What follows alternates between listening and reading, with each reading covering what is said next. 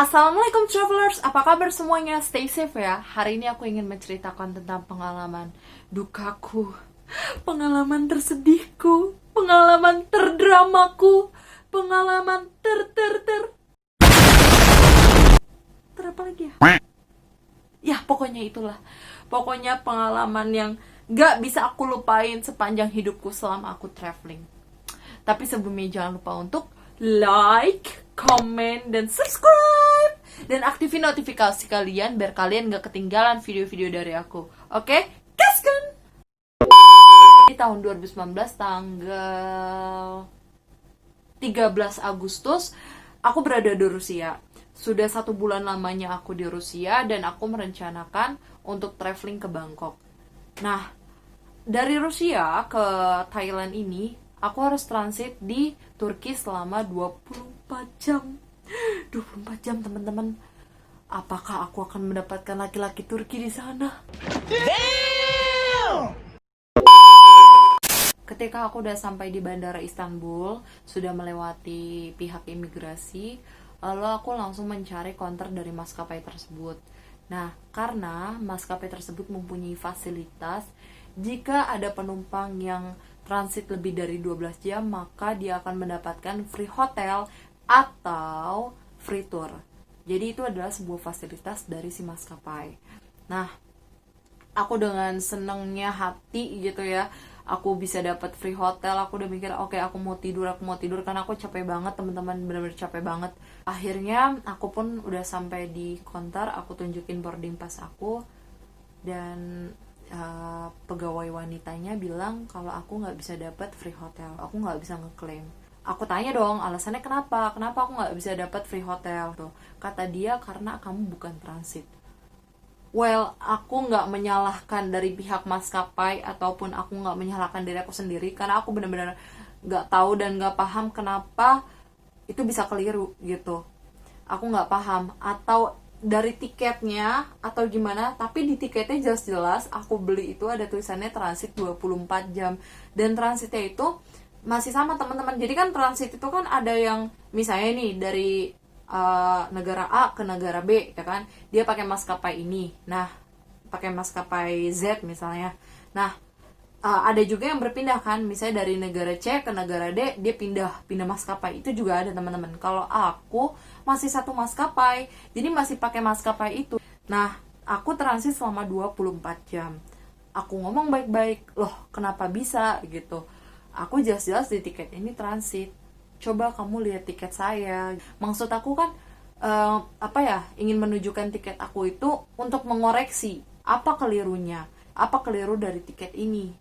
Nah, tapi pihak si pegawai itu menolak untuk aku tunjukkan tiketnya. Kata dia ya kita udah punya datanya gitu.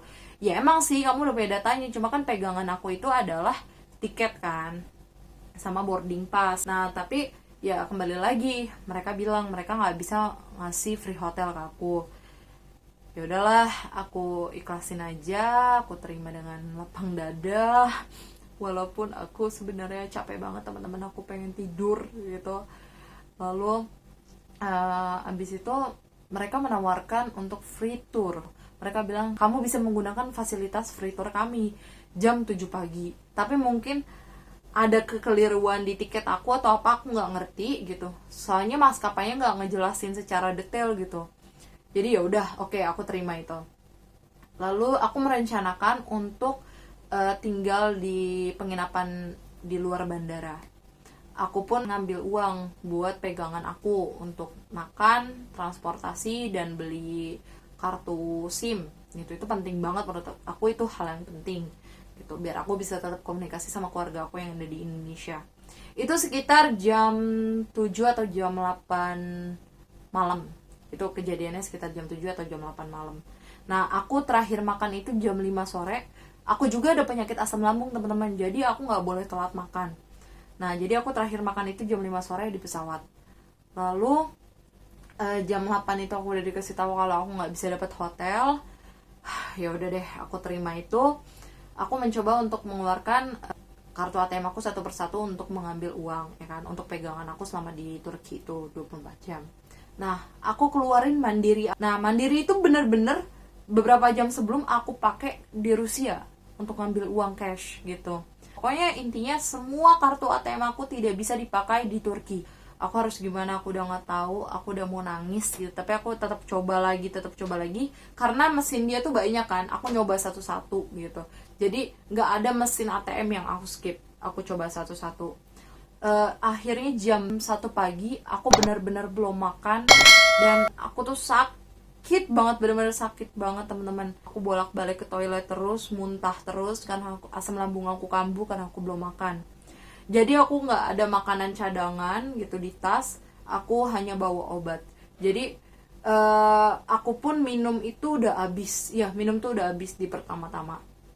Lalu ketika aku lapar, aku udah kambuh, udah sakit-sakitan gitu, aku harusnya makan kan, tapi karena aku nggak punya makanan dan nggak ada uang, jadinya aku doping pakai obat asam lambung aku. Jadi aku doping, minumnya dari mana? Nah ini dia yang sangat menyayangkan banget, di bandara Turki aku tidak menemukan adanya tap water yang gratis gitu. Aku nggak percaya sih kalau di Turki nggak ada gitu, tapi aku nggak menemukan tap water yang free water itu, aku nggak menemukan gitu. Jujur aku sangat kayak, aduh aku harus minum apa, aku dehidrasi banget, udah dehidrasi, asam lambungnya kambuh, lengkap sudah penderitaan itu.